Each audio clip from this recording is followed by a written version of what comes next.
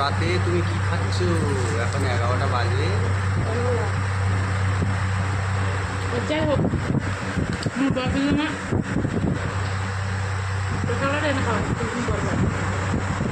এটা বুঝতে পারছি আমার ওটা যখন আসবে না।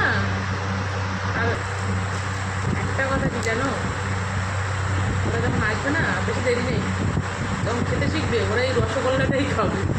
আমার ভাইয়ের ছেলে দেখেছি ছোটোবেলায় খুব রসগোল্লা খেতে, এখনও খায়। আর আমার দুটো রসগোল্লাই খাবে দেখবে। কারণ আমার প্রেগনেন্সি আসার পর থেকেই আমি রসগোল্লাটাই পছন্দ করছি। এত পছন্দ করতাম না আগে, এখন খাই। এই বড়ো বড়ো রসগোল্লা দাও, এই বড়ো বড়ো রসগোল্লা বড়ো রসগোল্লা একদম দেখাচ্ছে বড়ো বড়ো।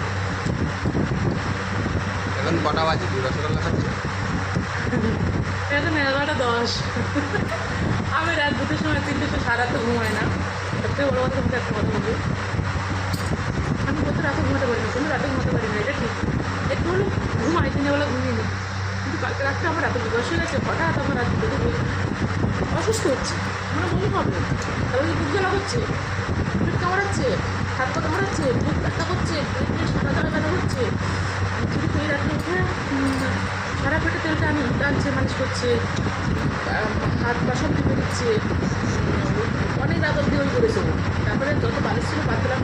সবথেকে বড় কথা কী বলতো, আমি বাড়ি না থাকার আমার অসুখ হয়ে গেছে, কারণ আমি কিছুদিনে আসছি, আমার এখানে কোনো বই নেই, কিছু নেই, পারপাস থাকি। আর বাড়িতে কোনো ব্যাপার নাই, যত বালি যাবো বলি আমার বাড়িতে এখন খাটের করে ডবল স্পেসের জন্য ফেলা আছে। তো আমার এখানে এত ছোটো হয়ে গেছিলো, আমি এখানে কাটাচ্ছি কষ্ট পাচ্ছি, প্রচুর কষ্ট পাচ্ছি। আর কালকে 3 মাসও কষ্ট পেয়েছে, একটু ভালো হয়ে ও লাস্টে ওরকম বললাম